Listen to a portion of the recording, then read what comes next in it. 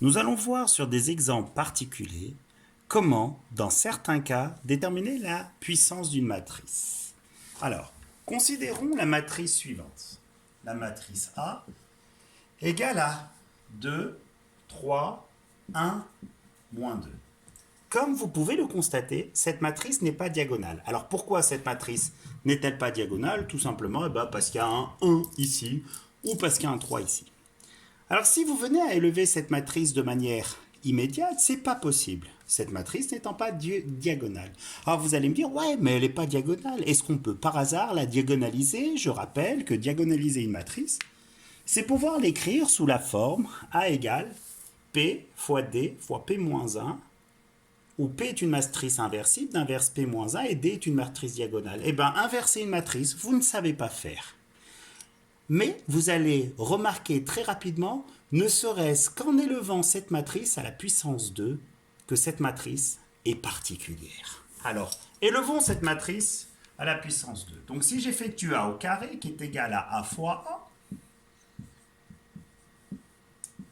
je vais le faire à la main. Ça va vous permettre de revoir comment multiplier une matrice. Donc, la matrice produit, pour avoir ce coefficient, on effectue le produit de la première ligne de la première matrice par la première colonne. Et on obtient 2 fois 2, 4, plus 1 fois 3, ce qui fait 7. Ici, on obtient 3 fois 2, moins 2 fois 3, ce qui fait 0. 2 fois 1, moins 1 fois 2, 0. Et 3 fois 1, plus 4, 7. C'est magique. Pourquoi c'est magique? Parce que cette matrice A élevée au carré donne une matrice diagonale qui de plus est encore plus particulière, c'est qu'elle s'écrit 7 fois I2. Alors vous allez me dire, mais si j'ai bien compris, on peut déterminer tout simplement toute puissance de cette matrice. Alors, mettons en application ces résultats. Si jamais je vous demande de déterminer A puissance 10, comment faire pour déterminer A puissance 10? Vous allez dire que A puissance 10, en vérité, c'est la même chose que A puissance 2, le tout à la puissance 5. Revoyez, si vous avez un doute, les propriétés des puissances.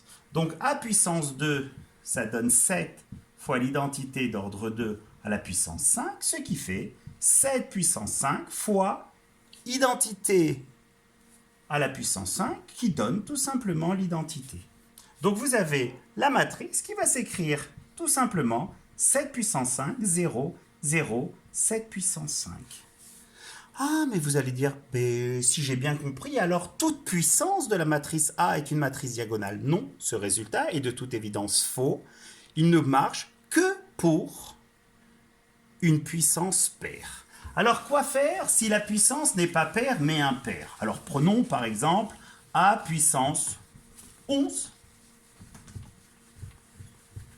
Si je venais à déterminer A puissance 11, tout le monde sait que A puissance 11 s'écrit sous la forme A fois A puissance 10.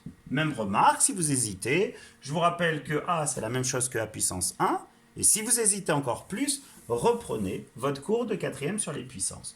Donc on obtient la matrice A, en l'occurrence 2, 3, 1, moins 2, multiplié par la matrice A10, qui a été obtenue précédemment en faisant A au carré, le tout à la puissance 5, et je rappelle que A au carré, c'est un cas très particulier, donné 7 l'identité. Donc on obtient 7 puissance 5 fois identité. Rien de compliqué. Donc résultat final, on obtient 2 fois 7 puissance 5, 3 fois 7 puissance 5, 1 fois 7 puissance 5 et moins 2 fois 7 puissance 5.